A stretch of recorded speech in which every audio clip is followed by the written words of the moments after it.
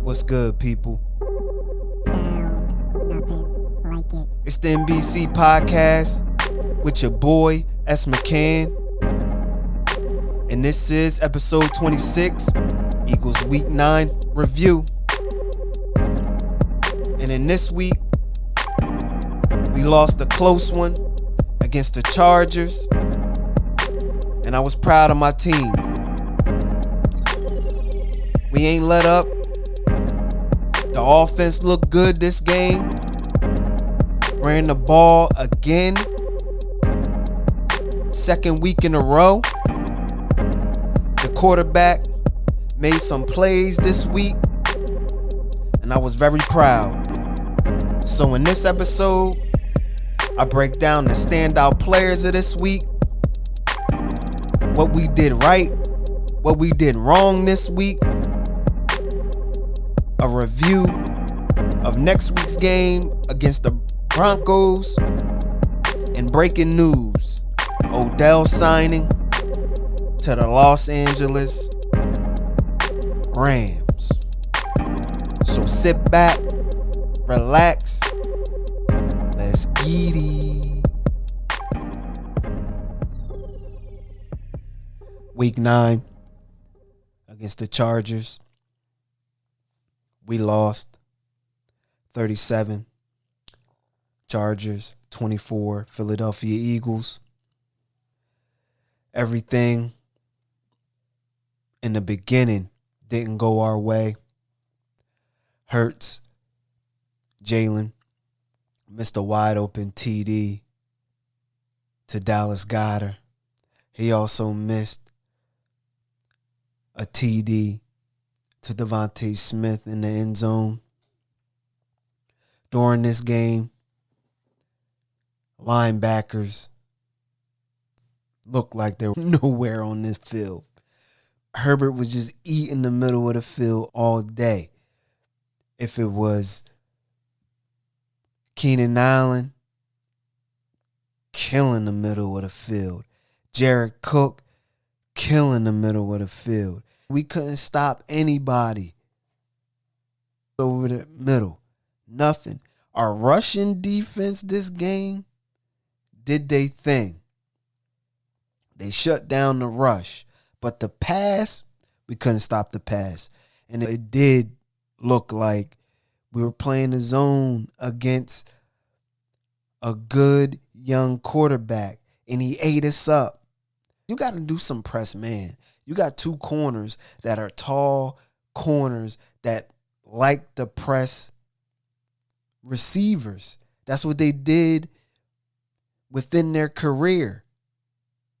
Slay, he did that many of times, many of years in Detroit. And then Stevie Nelson did that when he was with Pittsburgh. He did that when he was with Kansas City. So they know how to play press coverage. I don't understand why this defensive coordinator does not allow them to play press coverage. If they play press coverage, it will give your defensive line some time to get to the quarterback. It will mess up the routes. It will mess up the timing. It will do a lot of those things. But this defensive coordinator doesn't like to do that. And so now you're getting the middle of the field exposed all the time because you're not pressing nobody. They can just bang, slant, easy. Bang, another slant, easy. The tight end, you're not jamming the tight end at the line. With whoever that's on him, he's running free. Bang, easy. Everything is easy against this defense, especially the pass. The pass is very easy against this defense. And it's sickening to see it every week, week in and week out. And just make adjustments. Just play a little bit more press man. That's it. You can mix it up, but you need to play more press man because you got the corners and the personnel to play press man. Justin Herbert. Let's get to him. He smoked us. He was 32 of 38, 356 yards, 2 touchdowns, 0 interceptions. Every good quarterback that we play, their numbers look like this. 300 and something yards, a few touchdowns, and they complete 90 or 80% of their passes. Every time. Like, this dude was on fire. He was just hitting everybody. Like, come on, man. You got to mess up the timing for him. Rushing yards, Eckler, 17 carries, 59 yards, 3.5 yards a carry. Justin Herbert, he got in the rushing category. 5 carries, 14 yards, 2.8 yards a carry, and he scored a touchdown on a rush. Andre Roberts, he's like their third or fourth receiver. 1 carry, 9 yards. Joshua Kelly, 3 carries, 6 yards, 2 yards a carry. And then Larry Roundtree, the third, 1 carry, 1 yard. Receiving wise, for the Chargers, my boy Keenan Allen was roasting us over the middle all day, killing us. Goodness. 12 receptions, 104 yards, 8.7 yards of reception, 0 TDs. Mike Williams, 2 receptions, 58 yards, 29 yards a reception. Jared Cook, 4 receptions, 48 yards, 12 yards a reception. Steven Andrews, that was their other tight end. 4 receptions, 39 yards, 9.8 yards of reception, 1 touchdown. So between those two, they had 8 receptions, 87 yards, 1 touchdown. Donald Parham, their other tight end. So they had all tight ends cooking us out there all day. He had 3 receptions, 39 yards, 13 yards of reception, and a touchdown. And so with that, those 3 tight ends had over 100 yards, 120, maybe 130, 2 touchdowns. So he was just spreading the ball around, killing us. It looked like we ain't have no linebackers out there sticking anyone. So you had 3 tight ends smoking us. That's 11 receptions, 2 touchdowns, 130 yards, killing us on top of Keenan Allen. Eckler got into it, receiving, 3 receptions, 23 yards, 7.7 yards of reception. Josh Palmer, 2 receptions, 22 yards, 11 yards of reception. Jaden Guyton, 1 deep pass, 19 yards. And the back, Kelly, 1 reception, 4 yards. Their defense wasn't doing much against us because we could score at will. Not at will, but we had drives and we was cooking at the end of the game to tie it up. But they were getting a little pressure on us. They had 1 sack. It wasn't like they were killing it. But we do have a quarterback that can get out of harm's way with his legs and make things happen with running. So that's a gift of Jalen Hurts that he can maneuver in the pocket, throw on a run, or run it. And so, like I said, our linebackers were nowhere on the field. I don't even know if they were out there. It was just, it looked crazy how the middle of the field was open. Edwards, Our one tight end, he got beat for a TD. And on that play, the tight end was playing fullback, and he caught the pass out of the backfield. But that was his man, and he just got beat. In the beginning of the game, I think it was like the first 2 series, we wasn't running the ball at all. Once we start running the ball, the Eagles, everything started opening up for us. This was the first game or the first bad game of the season for Darius Slay. He got beat deep by Mike Williams. And then the tight end, I don't know which tight end, because 2 tight ends scored on Slay's side. And I don't know if that was his man that he was supposed to stick or that was one of the linebackers' assignments. Throughout the game, you've seen the offensive side coaches make great in-game adjustments. On the defensive side, they did make some like second quarter and third quarter defensive adjustments that knocked Herbert off a little bit, but they didn't keep that up. They didn't make the adjustments that they needed to get a stop in the fourth quarter. The one thing that stood out to me for Jalen Hurts this game was the drive in the fourth quarter to tie the game up. He made all the right plays. They needed a play. He ran. He got the first down. I think it was like 39 or whatever. He ran. He got the first down. He did a front flip over the dude. In that drive, it was 10 plays, 78 yards. And we scored. He was doing his thing on that drive. The second player on offense that was smashing him was DeVonte Smith. This guy's route running this game and throughout the season, he was murdering them. Granted, they didn't have their starting cornerbacks or whoever, but they still professionals out there. And he was cooking them. He had 5 receptions, 116 yards, 23.2 yards of reception, 1 touchdown. Cooking them.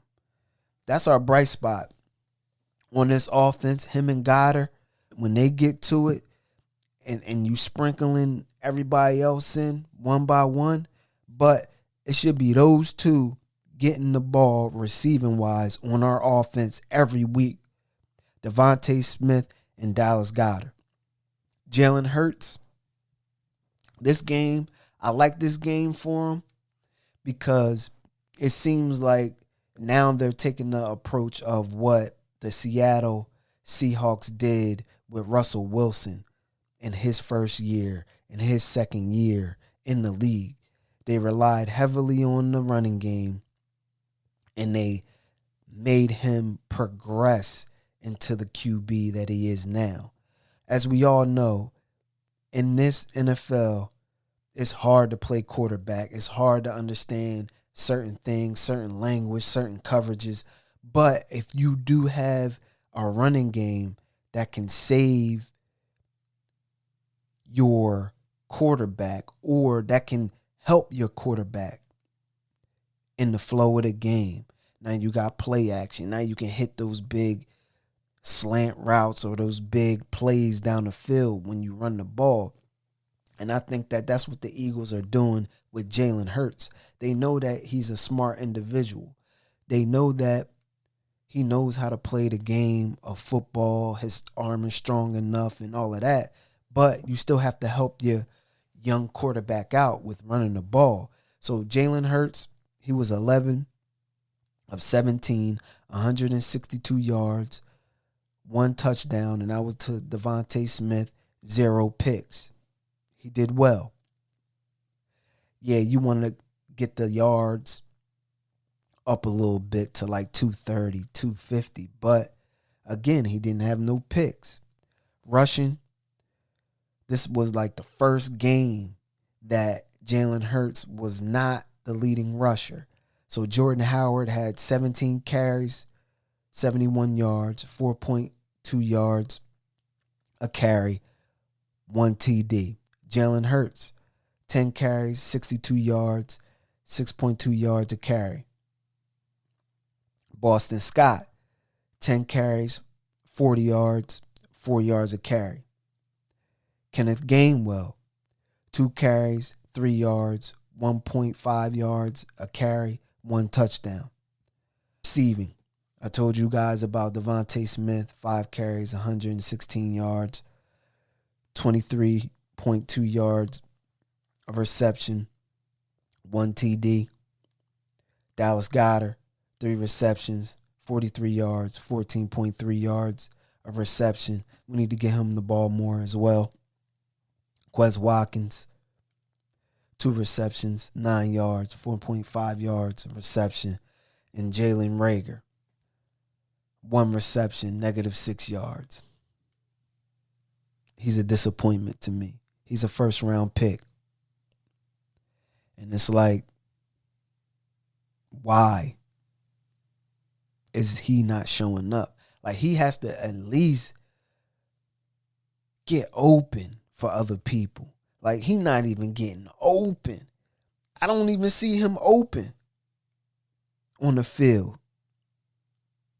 And again, who knows if his plays predicated to him or what, or he's just a blocking receiver. Who knows? I don't know. All I know is that his production is terrible.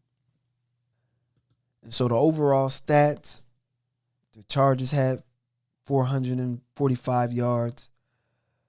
We had 331 yards, which I would like that number, our number of total yards, to be in like the 400 area. Passing yards, they had 356. We had 155. Rushing yards, they had 89, which they were under 100. And that's great. You keep a team under 100 rushing yards. Our rushing yards was 176. I'm telling you, that number is balanced. We looking real balanced right now. Yards per play, they had 6.8. Our yards per play was 5.8. First downs, they had 28. We had 20.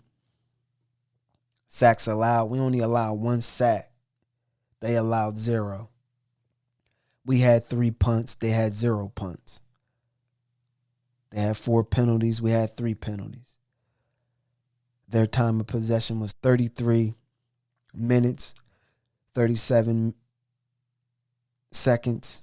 And our time of possession was 26 minutes, 23 seconds. And with that, just to be in the game, it seems like our drives need to be a little bit more longer. We had 3 punts. And if we can reduce those punts into first downs, then we'll be in scoring position. So, like I said, it is what it is. We know what we are. We do have a shot to be in a wild card, but we have to win games. And like I said last week, we're in the right direction. We're going in the right direction. But who knows? I'm going to still, push my team on and make my assessment every week. But like I said, we're headed in the right direction. Odell Beckham. He got cut last week by the Cleveland Browns. And then no one claimed him on Monday, which I was wrong. I thought a team would claim him, but they didn't. And so now it was the first time in his career that he was a free agent. And that doesn't happen to a player with that skill set ever. And so it came down to the Saints, Green Bay, Arizona, the Rams, Los Angeles Rams. And then he said, I'm making my decision Saturday or Sunday. And then yesterday it came out that he picked the Rams. A lot of people are upset. And I'm not upset. I'm just like, the Rams already got all these receivers. What are you going to bring to the Rams that they already don't have? But I get it. He really doesn't have to do much. All the pressure is not on him, like it was in New York, like it was in Cleveland. And then when he isn't getting the ball, they're going to look at him and say, why aren't you getting the ball? Are you the problem? Are you this? Are you that? I get it from that standpoint where he just want to play football. And he's going to be out there. He's going to get the ball. He's going to get the ball more than 3 times a game. They're going to make it an effort to give him the ball more than 3 times a game. If it's end arounds, little hitches, whatever, they're going to give him the ball. But at what cost? Because they're going to score the ball regardless with the running game and all of that. So what's going to happen? Is the running game going to take a back seat? We don't know. And another thing why Odell picked the Rams is that he lives in L.A. on the off season. All of these players, every single player or most of these players live in L.A. LeBron, he lived in L.A. That's why he picked the Lakers. He had 2 homes in L.A. AD, when he played in New Orleans, he lived in L.A. He already had a $20 million house in L.A., so he wanted to get traded to the Lakers. Russell Westbrook, he lives in L.A. That's why he wanted to be traded to L.A. Like, all of these players live in L.A., they train in L.A. Von Miller, he lives in L.A. That's why he went to the Rams. Even Jalen Ramsey, he lived in L.A. That's why he wanted to get traded to the Rams. So it wasn't a thing or a surprise that he signed with them. Like, who would you rather sign with? I'm not signing with Green Bay because what's the point of me signing to Green Bay? We don't know about Aaron Rodgers on how long he's going to be there, or will this be a distraction with that and the weather? I'm not signing with the Saints because their quarterback situation ain't all that great. The only 2 teams that I would rather sign with right now is Arizona and the Rams because of the weather. And you train in Arizona and in LA, and you got a home in LA. So it was a no-brainer for him to pick it because all of his people is out in LA. That's the life. The life is in LA. And that's where everybody wants to go. Ben Simmons wants to go to LA. He got a home in LA. He wants to be traded to a LA team. All of these players live in LA, basically. It used to be Miami that everybody wanted to go to and live. Now it's LA. Tinseltown. Again, that's all they want to do. They want to go out there, be with the stars. He's a star. He want to be with the stars. And that's what was going to happen when the Chargers, the Rams, they moved to LA. What do you think? That's a big market. You're going to attract players based off the market that you in. You got that big stadium. You think the league, look, the league love this. Look, it's LA. It's a big market. Fans coming to the, man, look, it's big business, man.